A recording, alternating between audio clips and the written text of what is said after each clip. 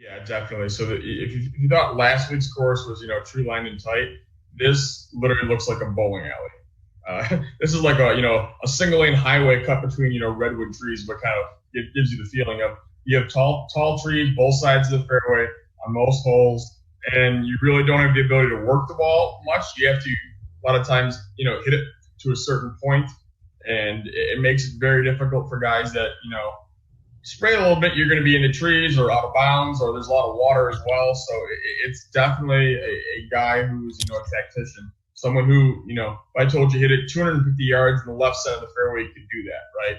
That's not necessarily how many courses on tour work. I mean, so this is the tightest golf course on tour in terms of accuracy. It's a decent putting week. He's going to be up in contention again. And 28-1 for a guy who we've seen this happen in the past. Not always a big fan of narrative street, but whenever a guy gets a close loss, it's amazing how often they're in contention again the next week and close the deal. Yep. Yeah, you see that so often. And part of that is because that person is probably playing well, right? But also just a little bit of an experience, to seeing that failure, right? So I like all these guys in the pack here. I couldn't bet on all of them, obviously, but, back to Morikawa real quick. First on approach in my model, second in ball striking only to Rory, and a lot of Rory's, Rory's getting half a stroke per round on Morikawa off the tee purely on distance alone, right? Because he bombs it. So if you're looking at, arguably on this course, the best ball striker here. Just quickly looking at the board, for guys that struggled last week, I mean, Webb's the one guy I think that stands out that you can take advantage of. I've got two more plays in this range, but the second guy, that I think you can take advantage of is Harris English. Again, me and Paulie both liked him a lot last week. He struggled in his first round, but his second round was about what we expected. He shot a couple under par, gained strokes across the board. His iron play has been kind of shaky, but he's better on shorter courses.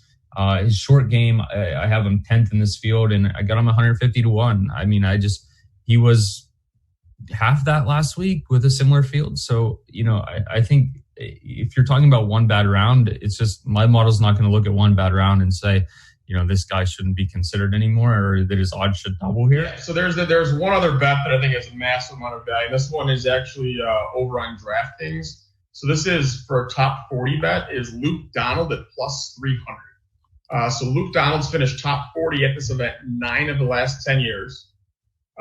He hasn't been playing that great of late over the last 6 or 7 years, but every year that he comes here, he still ends up, hanging in there, and he's finished, second or third in 6 of those 10 years, this event. And the reason why is because his odds get skewed because this is one of the few courses on tour you can compete. He is one of the best chippers and putters of the ball on the PGA Tour, and believe it or not, one of the shortest and one of the most least accurate drivers. Yes, both of those. Least accurate and shortest on tour.